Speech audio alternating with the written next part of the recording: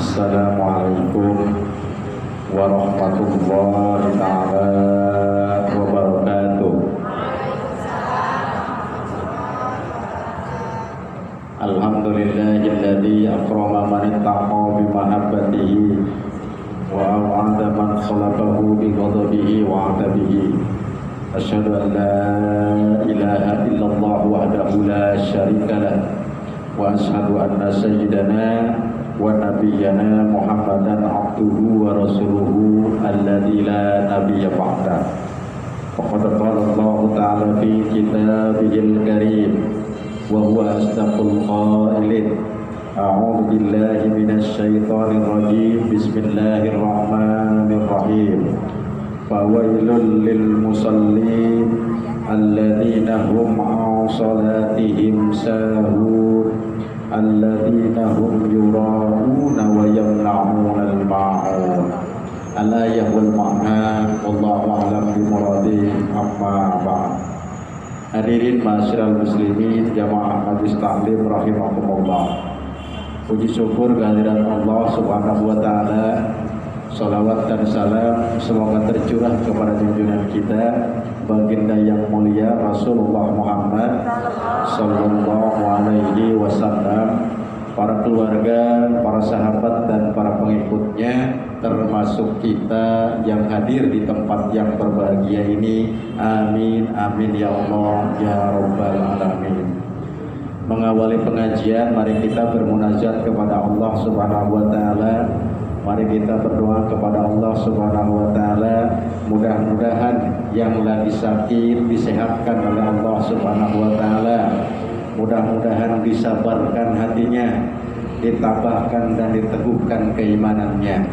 Karena pada hakikatnya sakit apapun itu bentuknya, insya Allah sebagai kiparat dosa-dosa kita. Amin ya Allah ya rabbal alamin.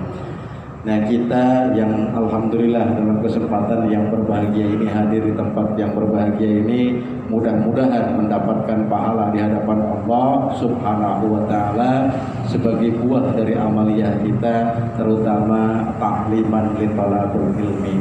Mudah-mudahan langkah kaki kita, mudah-mudahan dulu kita dibalas oleh Allah Subhanahu wa taala. Amin ya Allah ya rabbal alamin.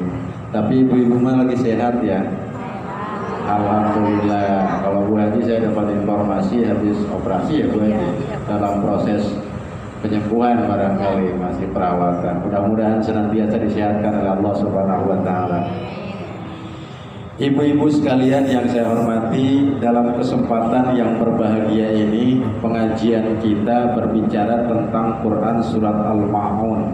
Tapi enggak semua ya Bu ya. Dari ayat yang keempat sampai dengan ayat yang terakhir. Insya Allah kita sudah pada hafal. Insya Allah. Ya dari awal juga sudah hafal. Tapi ini memang persingkat waktu saja. Di mana Allah katakan fawailul lil musallin alladzina hum an salatihim sahun alladzina hum yura'una wa yamna'una al-ma'un. Oh, kalau itu ayat Al-Quran kita hayati, dimuhasabahkan oleh kita.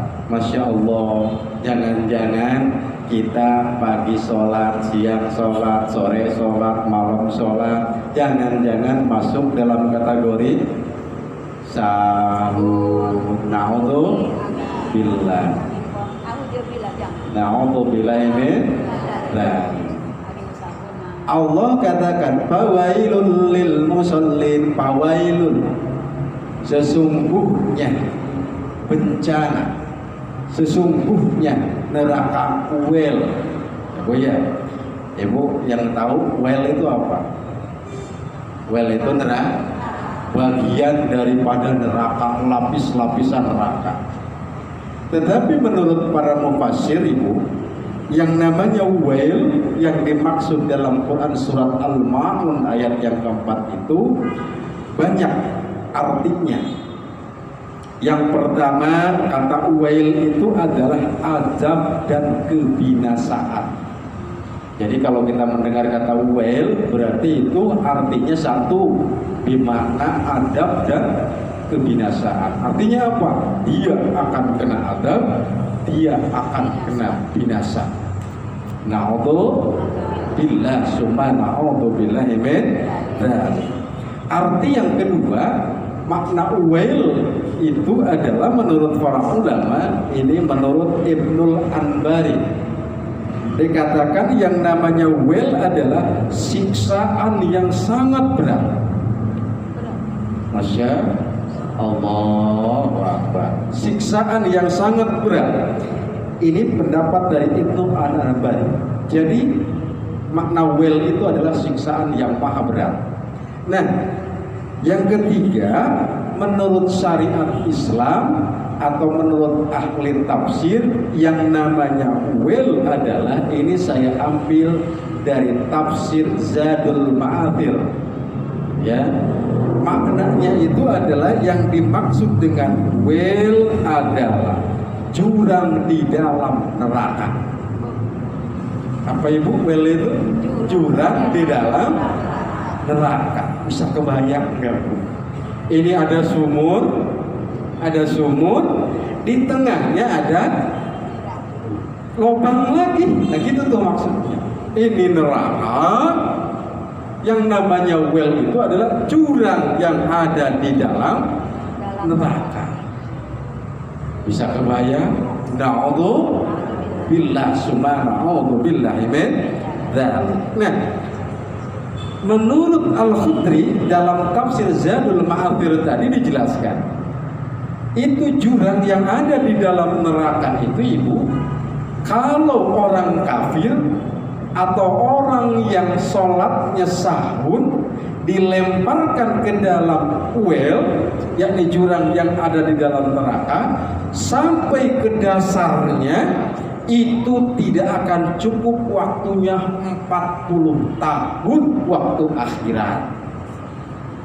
Na'udzubillah, summa na'udzubillahi min dzalik.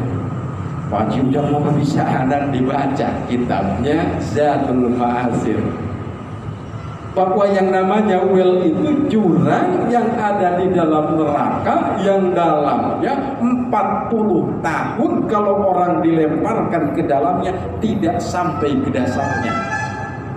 Berapa tahun waktu dunia itu? Sementara waktu akhirat itu satu harinya sama dengan 1000 tahun. Satu hari waktu akhirat sama dengan 1000 tahun waktu dunia. Berarti kalau 40 tahun kali 1000 berapa? Maksudnya apa? Dahsyatnya itu siksa neraka yang diperuntukkan bagi siapa? Nanti kita bahas. Yang pertama, bahwa Allah katakan fawailun, sesungguhnya ada yang namanya neraka uwel. Na'udzubillah, summa na'udzubillahi min dzalik. Di dalam Al-Qur'anul Karim, kalau kita baca, kita buka-buka Al-Qur'an, terdapat banyak kalimat, terdapat banyak surat yang dimulai dengan kalimat atau kata wailun. Ya kan? Ada berapa? Hafal enggak? Yang hafal nih tak kasih akuan. Ada yang hafal? Menurut para ulama kurang lebih ada 14 surat yang dimulai dengan kalimat wailun. Wail itu ternyata bermakna ancaman, bermakna adab, bermakna jurang. Wail maksudnya begitu. Sebanyak kurang lebih ada 14 yang ada di dalam Al-Qur'anul Karim yang dimulai dengan kata wailun. 2 diantaranya mungkin kita hafal. Quran surat Al-Mutaffifin, betul tidak? Nah, neraka wail itu salah satunya diungkapkan oleh Allah dalam Quran surat Al-Mutaffifin. yakni ini diperuntukkan bagi orang-orang yang taif. Wailul lil mutaffifin. Jelaskan ya, hafal kita Bu ya. Nah, salah satunya di situ.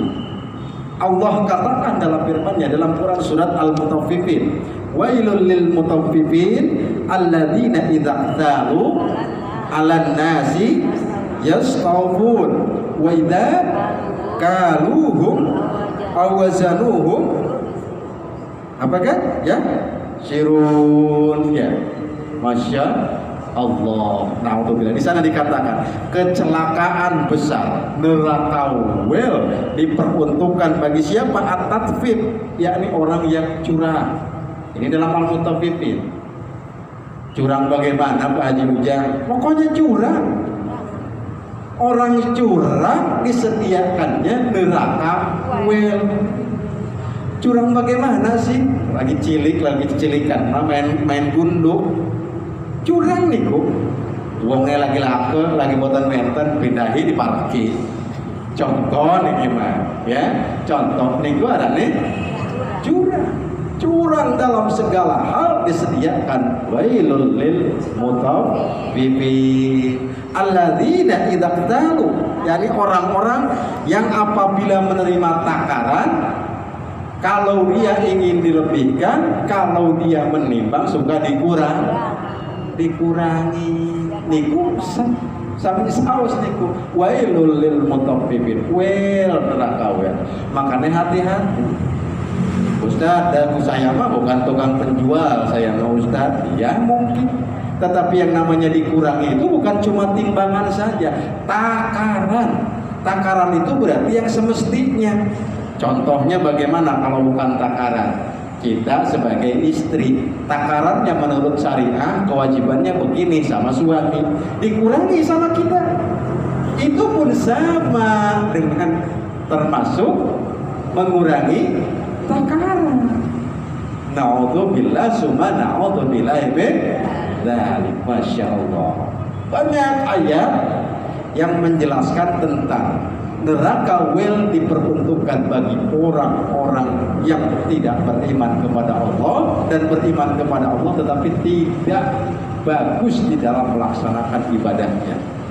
Naudzubillah. Punya, mudah-mudahan kita dihindarkan. Amin. Ya Allah, ya Rabbal Alamin. Nah, wel jurang neraka yang dimaksud di dalam Quran surat Al-Ma'un ayat yang keempat itu diperuntukkan bagi 3 golongan manusia.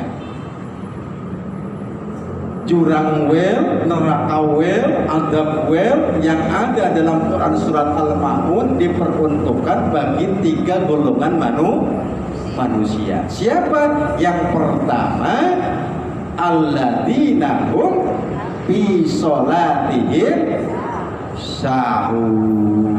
Benar nggak gitu? Alladzina hum yura'un wa yamna'una ma'un. 3 nih. Alhamdulillah ya Ustaz, kalau begitu mah kan tadi dikatakan dalam Qur'annya itu dikatakan fawailul lil musallin alladzina hum an sholatihim sahun, bagi orang yang lalai. Dan saya mah enggak Ustaz, syukur alhamdulillahi rabbil alamin. Tapi mari kita bahas.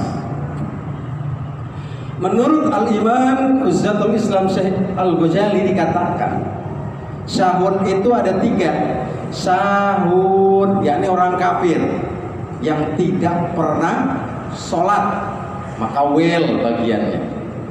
Lalu siapa lagi Ustaz?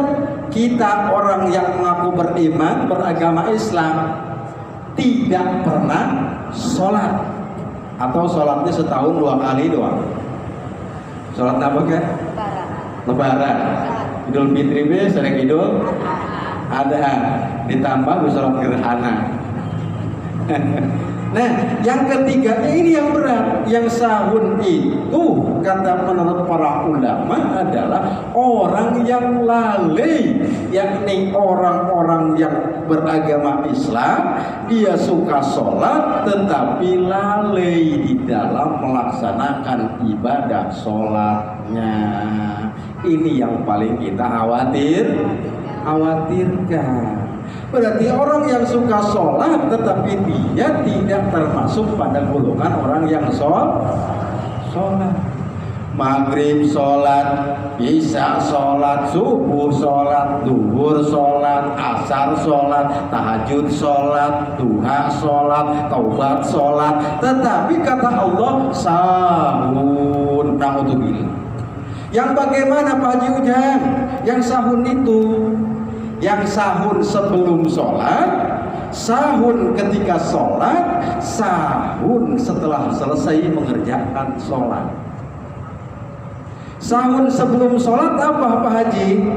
Yang sahun atau lalai sebelum sholat yang paling penting adalah tidak menjaga syarat sah sholat. Ini khawatir kita sholat tidak termasuk pada golongan orang yang mengerjakan sholat kalau kita tidak menjaga syarat sah sholat. Saya mau tanya, syarat sah sholat ada berapa?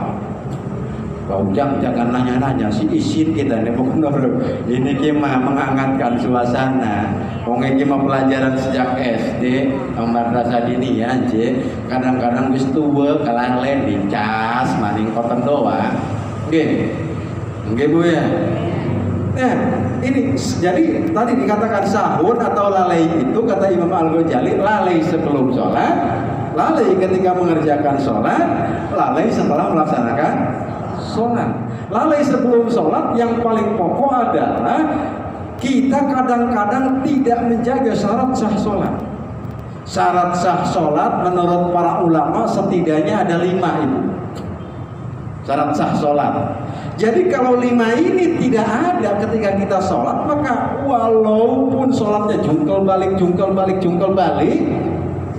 tidak akan diterima oleh Allah Subhanahu wa ta'ala. Berarti dia lalai di dalam sholatnya. Apa? Yang pertama, toharatul a'dhal minal hadas wan najas atau wan najsi, yakni bersihnya seluruh anggota badan dari hadas dan najis. Satu. Jadi kalau mau sholat kita pelihara itu. Karena apa? Sholat kita tidak sah kalau masih ada hadas dan najis dalam diri kita. Makanya orang-orang yang juhud, ikhtiyat, hati-hati ketika mau sholat. Ibu kemana-mana dia nggak pernah pakai celana, tapi sarungnya di tasnya. Ibu-ibu bawa mau kena terus kemana-mana. Mau sholat yang ini dilolos dulu. Kenapa? Saking hati-hatinya. Kenapa? Karena khawatir sholat mas sholat tapi tidak termasuk pada golongan orang yang mengerjakan sholat.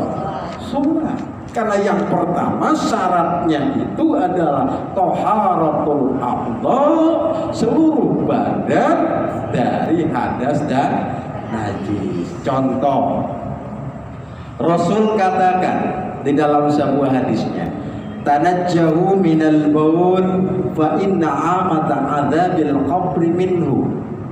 Paham boten artinya? Boten. Tanajjahu, bersihkanlah yang sangat bersih, minal baul, dari kubul, ya. Tanajjahu minal baul fa inna amata adzabil qabri minhu. Artinya apa? Kalau kamu pipis, kalau kamu buang air kecil, kata Rasulullah, bersihkanlah dengan sebersih-bersihnya, karena dahsyatnya azab kubur ditimbulkan dari sisa pipis yang masih nempel tersisa. Ini pada menang kali. Lagi merenung ya. Iki cepe Rasulullah sallallahu alaihi wasallam, tanazzahu minal baul fa inna amata adzabil qabri minhu. Bersihkan betul-betul. Kalau ibu-ibu kadang-kadang yakin insyaallah. Kadang-kadang kalau bapak-bapak pada nguyuh muadeg bisa tus gitu kan. Tus Barang orang dilolos pisan sedanten ya kan, sepotong doang, tuh pakai celana langsung ceret keluar. Di sholat langsung, masya Allah, jangan harap sholatnya akan sah, akan diterima. Kenapa? Karena di dalamnya ada najis. Masya Allah. Kadang-kadang ibu-ibu sing masih direpe bocah bayi, entah boten direpe bayi ge, direpe cucu ge, boten kerase. Barang mah usianya sampun 3 tahun digendong be pipis. Barang pipis biasa sampun lah ya salat be nggih.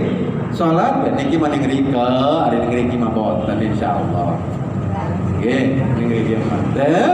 Lanjut salat ya Allahu Akbar. Barang salat beres be padahal kena pipis. Ada ustad di kumum masih bebocah, gak masih bebayi lah, hari panganannya wis pisang molen. Lalu apa mana? Hah? Bejigur, kenapa malih? Iya kan, bocah bebayi sini kemah, masya Allah, dede asih doang kan? Wong seganten danten sampun disugi sini kemah, masya Allah. CPN ada masih bebayi, padahal harus cuci terlebih dahulu sholat, masya Allah. Makanya tidak salah kalau agama mengajarkan fawailul lil musallin alladzina hum an sholatihim sahun. Neraka wel, jurang wel itu diperuntukkan bagi orang-orang yang sholat tapi lalai. Lalainya lalai sebelum yang pertama, sebelum mengerjakan sholat. Yang harus betul-betul dijaga sebelum melaksanakan sholat adalah kesucian badan dari hadas dan najis. Ibu, bedanya hadas sama najis napa? Kirangan gak Ustaz? Gampang ya ngerungna mah ge. Hadas niki najis. Ari najis mah biasanya berbentuk barang. Kucing, pantas kan nih kucing tuh kotoran kucing, kotoran anjing, kotoran kambing, kotoran orang itu najis. Jangan salah bapaknya, mau jumatan jalan kaki, pugu sedikit makan, sing namanya anjing di mana-mana ada, misalkan, lebih buang kotoran sembarangan, lagi jalan ketendang, ke sini kena kaki. Nah, datang ke masjid, masuk WC-nya, celuluk dicuci doang. Masuk masjid sholat saja, sah boten. Lah boten, kan itu narane najis moga. Lado, kalau najis moga lado harus bahasanya disertu kalau kata orang Sunda mah. Napa disertu teh baji cebene sereng tanah lamun boten sereng tanah boten hilang jatiannya sholat we lapripun sholat teh ayun diterima pripun sholat teh boten manjing sing arane sahun lamun prosesnya seperti itu maknanya begitu. Maka harus betul-betul kita ikhtiar, harus betul-betul kita jaga ketika kita mau sholat, terutama syarat sahnya sholat. Syarat ini baru syarat ini Bu. Syarat. Iya, syarat sah belum rukunnya. Rukunnya ada rukun qauli, ada rukun i'tiqadi, ada rukun fi'li. Nanti kita bicarakan. Mudah-mudahan waktunya ke depan masih banyak. Mudah-mudahan sehat, amin. Amin ya Allah ya Rabbal alamin. Tuh. Jadi tidak sederhana ternyata. Banyak orang yang termasuk pada golongan orang yang sahun, dia lalai mengerjakan sholatnya. Di antara lalai itu, lalai sebelum mengerjakan sholat, dia tidak memelihara syarat sahnya sholat. Syarat sah sholat yang pertama, yakni taharatul a'dha, bersih anggota badan, minal hadas wan najas. Dari hadas dan najis. Kalau najis ada proses menghilangkannya, yakni dengan disertai tanah. Lalu kemudian kalau hadas dengan apa? Dengan air. Kalau hadas, kan hadas itu ada hadas besar, Ada hadas kecil, hadas besar, hadas cuwilik. Hadas besar apa? Janabah, nifas, wiladah, haid, napa malih? Niku hadas besar niku. Napa malih? Wong ninggal niku hadas besar. Nggih. Nah, lamun niku kita habis haid harus mandi janabah dulu. Ya kan? Habis junub kita harus mandi besar dulu. Tidak sah kita wudhu kalau sebelum mandi. Itu hadas besar namanya. Kalau hadas kecil cukup dengan berwudhu saja. Apa diantaranya? Ibu masuk masjid tiba-tiba cus bebutan kerasa. Iya, kuningan-kuningan. Ini mau jengkol amat cepet. Padahal membuat angin. Lalu Ustaz boten-boten suara nih. Dede boten-boten suara nih. Sing penting mak keluar sesuatu dari kubur dan dubur, maka itu wajib wudu. Maka bisa dilakukan kalau kita ingin sholatnya sempurna, pelihara dulu wudunya, masuk lagi wudunya juga. Masya Allah, Masya Allah. Jadi berat. Jelas kalau Allah katakan fawailul lil musallin alladzina hum an sholatihim sahun. Sebelum sholatnya kita pelihara. Bahkan ibu kata Rasulullah Sallallahu Alaihi Wasallam ini bagaimana cara bersuci dari hadas kecil, yaitu dengan berwudu. Ya bu ya, kalau kita punya hadas kecil diantaranya tertidur, kemudian buang angin, lalu kemudian bersentuhan kulit dengan papanya, ya itu berarti dia sedang berhadas kecil. Maka langkahnya adalah dengan berwudu. Nah, Rasulullah Sallallahu Alaihi Wasallam katakan ibu, barang siapa orang yang tidak memelihara wudunya secara baik, bahkan nyuci kakinya itu sembarangan saja, maka itu diumpamakan dengan tumit dari api neraka. Nah, itu maksudnya gimana Ustaz? Selewatan tuh nyucinya tuh. Si Ustaz mau bisa anak niki hadis ini bu. Ya, Rasulullah Sallallahu Alaihi Wasallam katakan dalam sebuah hadisnya, an Abdullah bin Umar qala takhallafa Rasulullah Sallallahu Alaihi Wasallam fi safari safaradahu fa adraka wa qad arhaqna sholata al asri wa nahnu natawaddu. Kata Ibnu Umar, beliau ketinggalan sholat bersama Rasulullah, kemudian beliau berwudu, ya, lalu kemudian sholat asri asar, tetapi wudu dulu. Faja'alna namsahu ala arjulina, kami hanya mencuci kaki dengan selewatan, begitu doang. Ya, botan dicuci, kotan maknanya. Maka cepe Rasulullah Sallallahu Alaihi Wasallam panada bi a'la sautihi, kemudian dipanggil oleh Rasulullah dengan suara yang sangat keras. Artinya apa? Rasul bendu, Rasul marah kalau orang wudunya sembarangan, sehingga Rasul katakan, wailun lil aqabi minan nar, celakalah tumitku terbuat dari api neraka. Na'udzubillah, subhana'udzubillah min dzalik. Marratain aw thalathan, sampai 2 kali sampai 3 kali Rasulullah Sallallahu Alaihi Wasallam berujar seperti itu. Apa maknanya? Salat kita ini akan ngambang, salat kita ini tidak akan sah kalau sebelumnya wudunya tidak dipelihara. Ibu kalau wudhu 1 kali nyuci anggota tubuhnya, sah nggak? Ayo, kalau wudhu ke, nyucinya wis be sebalen doang, sah boten? Sah boten? Ada yang nggak jawab sah, siun salah. Boten apa-apa. Tetapi fadilahnya utamanya 3. Kenapa 3 kali? Biar semuanya itu kena air wudunya. Makanya di sini dijelaskan ibu, syarat wudu ya, diantaranya yang pertama agar kita pelihara ya. Maksudnya pertama apa Ustaz? Ya, Wan naqa anil haidi wan nifas itu jelas ya. Wa amma yamna'u wusulal ma'i ilal basyarah. Ibu tidak akan sah wudhu kita, otomatis sholatnya pun akan masuk dalam kategori sahun. Kalau kita berwudhu, air wudhunya tidak sampai ke dalam kulit anggota wudhu kita. Paham boten? Bahasanya paham nggih? Bisa dipahami nggih?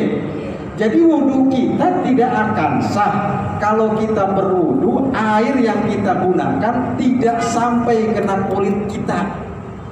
Maksudnya bagaimana Ustadz? Tidak sengaja kita mungkin ada sepatu anak rusak, jebol bawahnya. Biasanya begitu Bu ya. Tumbas lem power ning warung ku.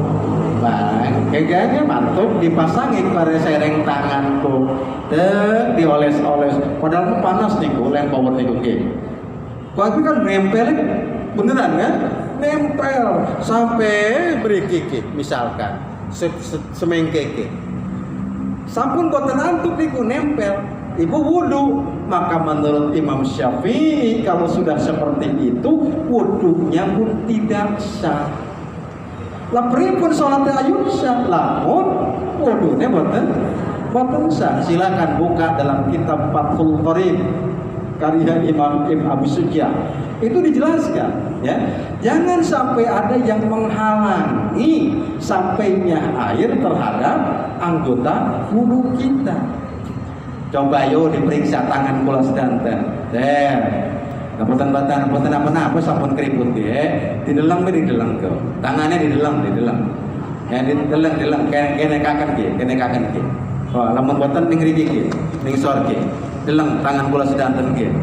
Wenten abang-abange boten kukune. Boten enten nggih? Alhamdulillah. Lamun artis-artis iku kan boten elok nganggo apa kan? Utek niku, dede pacar Arab. Kalau niku mah tembus. Ulama sampun jumhur ulama mengatakan kalau niku mah sampun. Banyune sampun nyerep ya bahasane. Niku mah sampai. Tapi lamun wong kanggo utek niku ibu, nggo utek atau anak muda. Di sini nih digambar tato. Nggih, tato niku. Maka menurut ulama dikatakan di sini wa amma yamna'u usulal ma'i ilal basyar, akan menghalangi sampainya air terhadap kulit, maka tidak sah. Yo lamun kula sedang tenderbe pecil masih sedang ngoten Bu ya, segala-gala diengge ngoten Bu. Bahkan ibu yang ikhtiyat mah hati-hati sok kula sedang nganggo cincin ali-ali ini kebetulan barangkali setengah kintal. Si Ustaz banget. Nah, boten gede-gede lah. Nah, boten usah emas boten ya. Alin apa saos? Ning riki ki ngatok pokoknya mah. Menurut Imam Syafi'i itu kalau wudu itu harus digilir dia. Diputer. Kenapa? Sampai airnya nembus ke dalamnya. Kenapa? Karena kalau air tidak masuk berarti wudunya tidak sah. Makanya kalau wudunya sudah tidak sah, mala yatimul wajib illa bihi fahuwa wajib. Kalau wudunya tidak sah, dari mana sholatnya mau? Berarti sholatnya akan termasuk dalam kategori sahur. Sementara yang sahur fawailun, neraka wel, jurang wel, naudhu billah subhanahu billahi min dzalik. Masya Allah. Ya, di sini tuh dikatakan malah Bu, wala yakuna 'alal udwi ma yughayyirul ma. Tidak ada anggota wudu yang merubah air suci. Artinya nggak boleh ada yang kekotoran yang sifatnya bau dalam tubuh kita ketika kita mau berwudu sampai jatuh ke airnya, maka itu menjadi tidak sah. Bahkan dalam yang lainnya jelas. Nah, wala ya'taqid fardhan minan furudhi sunnatan, tidak meyakini sunnah sebagai wajib wudu. Bahkan begini. Di sini dikatakan wala ya'taqid fardhan min furudhihi sunnatan. Kita tidak boleh juga sholat kita itu tidak akan sah kalau wudunya tidak sah. syarat wudhu itu diantaranya yang lain adalah kita jangan sampai meyakini kalau perbuatan sunnah dianggap wajib, perbuatan wajib dianggap sunnah. Makanya sering kalau itu mah fardu wudhu aya genep sadayana, ya kan? Fardu wudhu itu ada 6. 1 niat, yang kedua membasuh muka, yang ketiga mencuci tangan sampai kedua sikut, yang keempat mencuci rambut, yang kelima ya mencuci rambut, yang kelima mencuci 2 kaki sampai dengan mata, yang keenam tartib boten nyuci kuping. Boten benten. Nah, menurut Imam Syafi'i dalam kitab Takrib tadi, kalau kita meyakini yang sunnah dianggap wajib, berarti kita tidak tahu ilmu tentang wudu. Fakuluman bi ghairi ilmin ya amalu mardudatun la tuqbalu.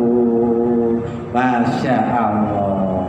Allah bisa dijelaskan. Fakulluman bighairi ilmin ya'malu amaluhu mardudatun la tuqbalu. Kalau orang beramal tidak tahu ilmunya, maka kata syair tadi akan tertolak dan tidak akan diterima. Atau Pak Ustaz gimana? Gue dikit-dikit boten diterima. Lakulane pripun nggih boten paham. Lamun boten paham ngaji. Lamun sampun ngaji boten paham bae rusuh di hadapan Allah. Tapi lamun boten paham boten ngaji niku sing arane dosa. Nggih, boten nggih. Masya Allah, jelas. Ya. Yang pertama, syarat sah sholat itu adalah bersih, suci, ya, anggota badan dari hadas dan najis, tuh ya. Masya Allah itu. Kadang-kadang ya. Lalu kemudian yang kedua, syarat sah sholat itu agar sholat kita tidak termasuk dalam kategori sahun tadi. Yang keduanya adalah wasatrul aurati bilibasir tohirin, yakni menutup aurat dengan pakaian yang suci. Harus dibedakan antara bagus dengan suci. Ya, ini mah yang harus digunakan itu ketika mau sholat adalah suci. Makanya hati-hati betul, kadang-kadang kita boten kerasan gitu ya. Buku mantas sesapu ning arepanku. Lah sebetulan pakai apa sih, baju daster misalkan nggih. Pakai daster kan sesapu be. Duh, Allahu akbar duhur. Kagol amat langsung bela wudu.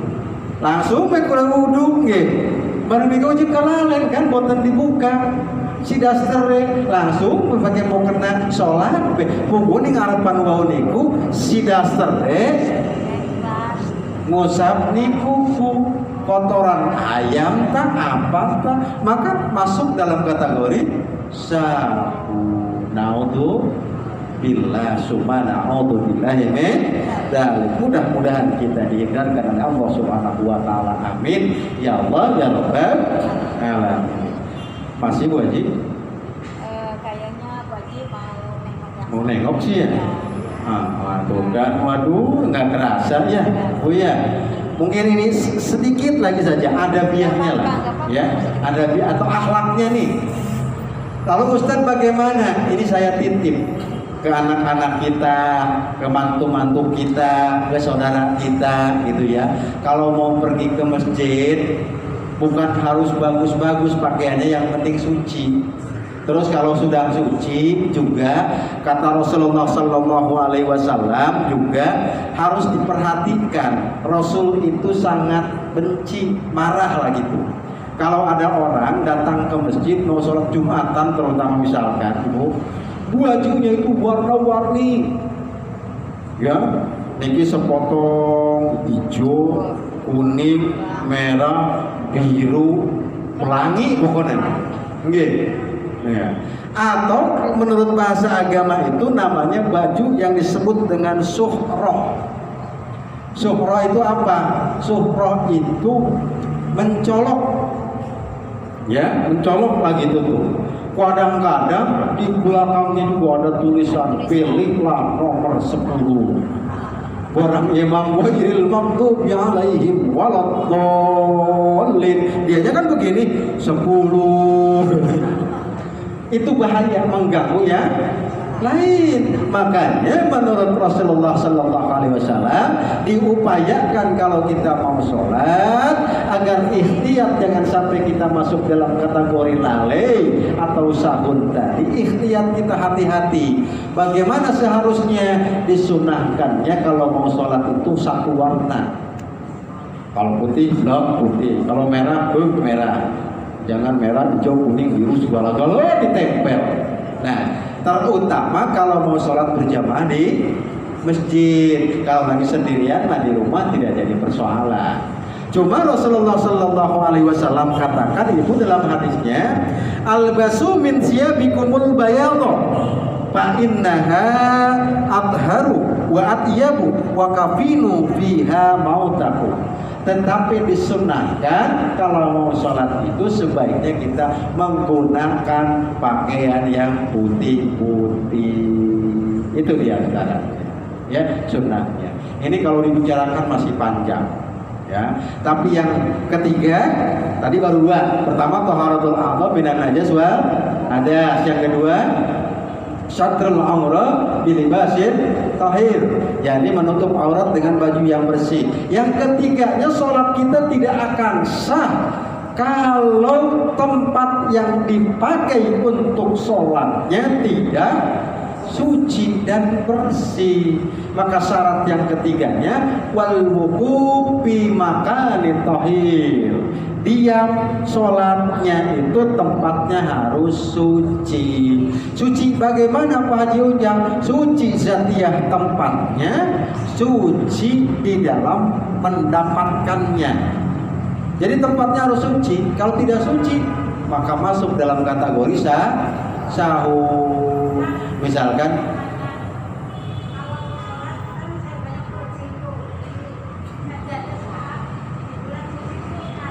nah, niku singkatan niku. Ning saban griya niku wonten kucing. Padahal kucing itu adalah hewan kesayangan Rasulullah Sallallahu Alaihi Wasallam. Bahkan ada hikayat ibu manusia diselamatkan mau masuk ke dalam neraka itu berkah dari memberikan minum kepada kucingnya. Apa artinya? Kita tidak boleh kasar terhadap kucing. Tetapi kita harus ikhtiar, hati-hati jaga. Yang namanya kucing tuh kan kalau mau masuk rumah dia kadang-kadang kan tidak tahu tata krama. Ya, dan nyelonong aja tuh. Kadang-kadang masuk ke WC, betul.